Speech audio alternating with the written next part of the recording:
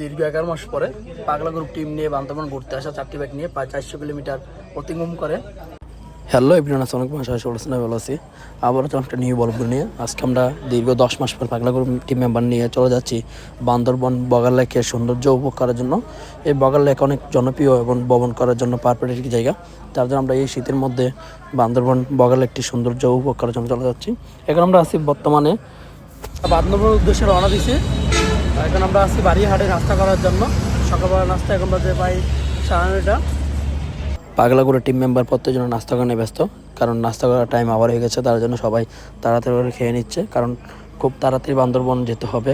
প্রায় 400 কিলোমিটার মতন পথ অতিক্রম করে বগাল লেকে যাওয়ার জন্য সবাই প্রস্তুত।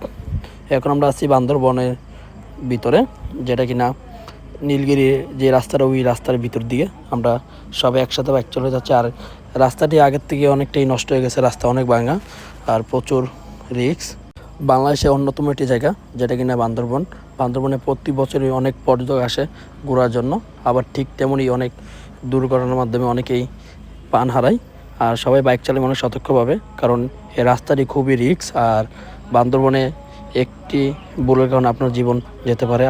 রাস্তাগুলো দেখতে যেরকম একটা রিস্ক মনে হয়, তেমন সৌন্দর্য ভরপুরা। বান্দরবনের প্রত্যেকটা স্পটে অনেক সুন্দর, যেমন নীলাগিরি, নীলাচল এবং মেঘালয় এবং চিম্বন পাহাড়, এগুলো অনেক সুন্দর। আর যেমন বগাল লেক, এগুলো অনেক সুন্দর, কারণ আপনাকে মনকে মানসিক শান্তির জন্য এই সৌন্দর্যই যথেষ্ট। আর বিশেষ করে আপনি মেঘের রাজ্য উপভোগ করতে আপনাকে অবশ্যই বান্দরবন আসতে হবে।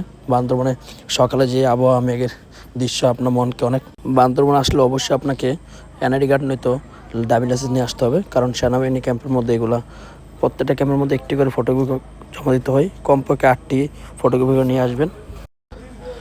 বগাল লেকে আসলে আপনাকে অবশ্যই রুম ভাড়া করতে হবে। সাথে একজন গাইডম্যান যে কিনা আপনাকে পুরোটা এরিয়া ঘুরিয়ে দেখাবে।